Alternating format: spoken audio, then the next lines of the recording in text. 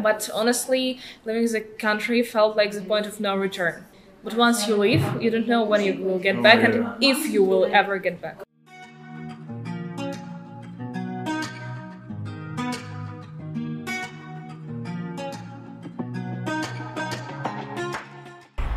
Dieses Video wird anders als die vorherigen.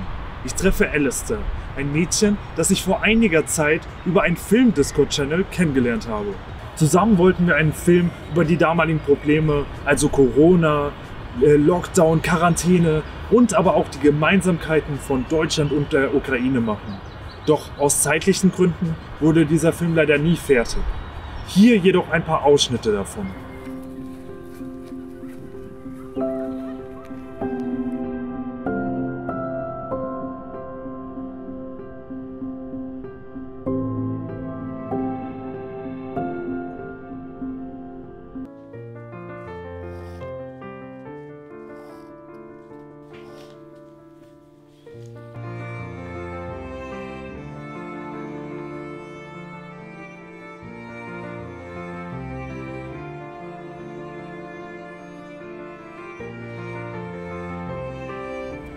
Die Situation hat sich seitdem stark verändert. Alistair musste von Kiew nach Berlin fliehen. Dort werde ich sie auch besuchen und werde zusammen mit ihr filmen und fotografieren. Und in der zweiten Hälfte des Videos werde ich englischsprachig ein Interview mit ihr führen und sie dort fragen, wie es ihr in dieser ganzen Situation ergangen ist. Angekommen, im Hotel eingecheckt und jetzt ab zu Alistair.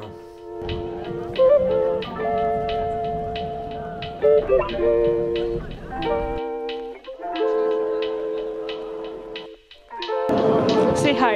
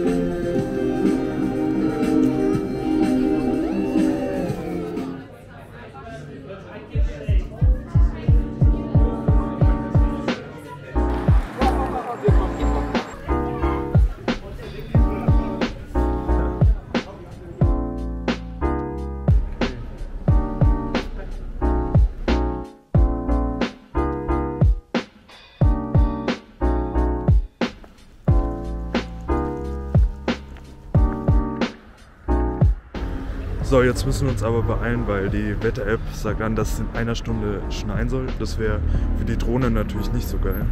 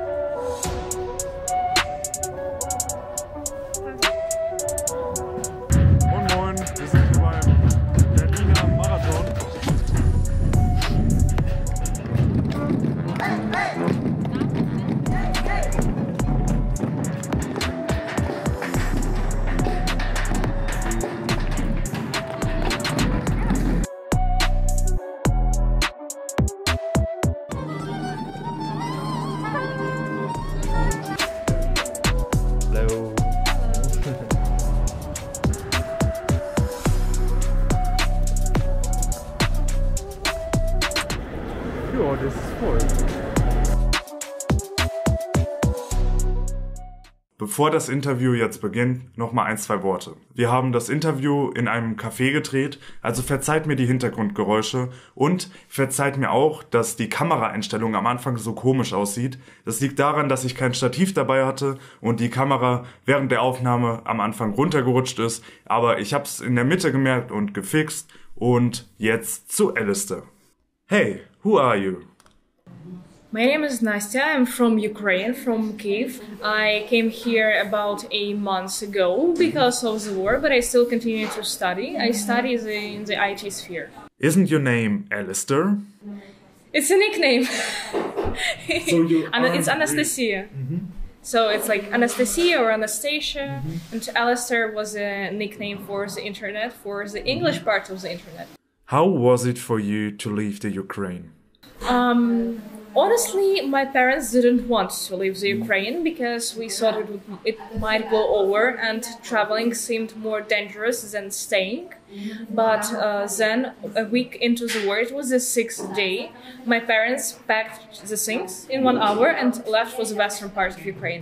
We thought we would stay there until it would blow over, but we couldn't find a place because all the people who were leaving the city were leaving for the western part. So we said, hey, Zara, take us to Germany, and we have friends in Germany, might as well go there. But honestly, leaving the country felt like the point of no return.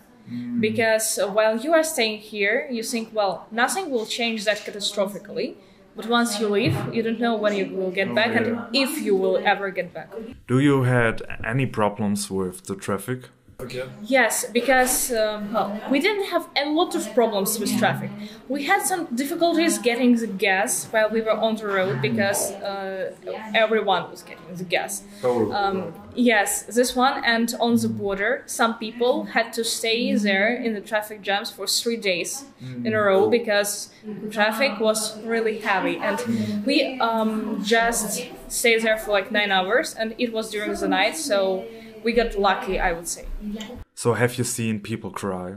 I cried a lot, and kids cried a lot, and in general, people on the bus were really stressed. And my friend also tried to leave the country. He didn't succeed because he's a boy and they don't let them out.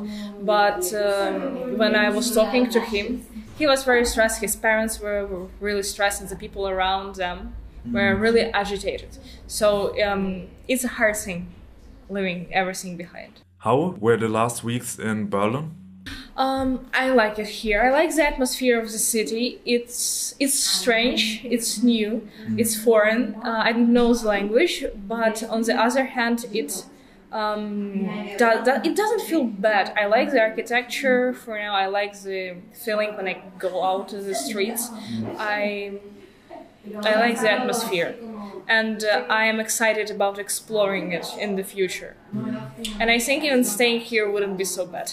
How do you get to Berlin? We left the city on the 6th day of the war. By the first day we got to Vinnytsia and we stayed there with our very, very, very distant relatives. By the second day we got to Ternopil and stayed there with our friends, so we didn't drive through the night because it was dangerous. During the third day, by the midday, I think we got to Lviv. I met with my friends there. We stayed there for about 4 or 5 hours, and then at 7 p.m. we left by bus to get to Warsaw. In Warsaw, we stayed there for 2 hours waiting for the intercity train to Rzepin. This is a city on the border with Germany. So the ride took us 7 hours. The tickets were free, but we were standing the whole ride. We got there by, I think, 10 o'clock in the evening, and then we had a train to Hauptbahnhof, and we got home to our friends at 2 in the morning. So, was the train full in general? I mean, there were no sitting places free, so everyone was sitting and there were people standing. Not very full, not packed, but full nonetheless. How do you think the future will look like? Well, some people say that the summer should be rather quiet, and I think we should go back for the summer, not for the whole summer, but we eventually need to go back because our flat is here, we have a lot of things there, we have some documents, and we need to go back to solve some business. But I don't think that the quiet will last, and I think anyway. But I don't think it will quiet down completely, because anyway, people who left their cities in the eastern Ukraine in 2014 also thought it would not last for a long time, and eventually it lasted for 8 years. So I don't really know. Oh, yeah. Is the German culture different, or is it quite the same? I think it's more strict here. Strict? Yes. Really? Yes, and for example, Germans don't cross the streets on the red light, mostly. Mostly, not. Yes, mostly. Yes, and I've heard that there are a lot of laws, there are a lot of that stuff. How is it possible to study during the war? Well, considering there was a coronavirus, September, October, we went to the university offline, to the campus, and we sat there to listen to the lectures. But then November, December, the whole winter, we studied online through Zoom conferences and stuff. So I don't think that would be very different.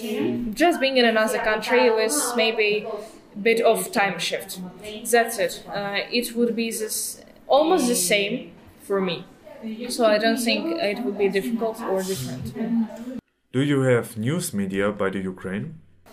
There are a lot of Telegram news channels, a lot of them, really a lot, and you have to filter to find the right one.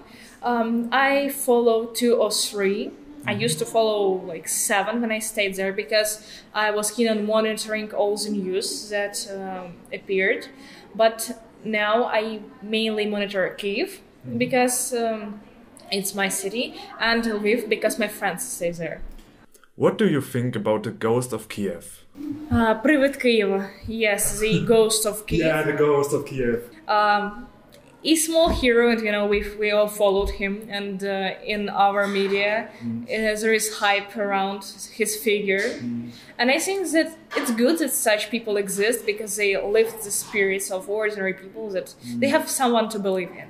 Some people think that the Ukraine soldiers should surrender. What do you think about that? After all the fighting that we did, even I think if the president said that we should give up, people wouldn't.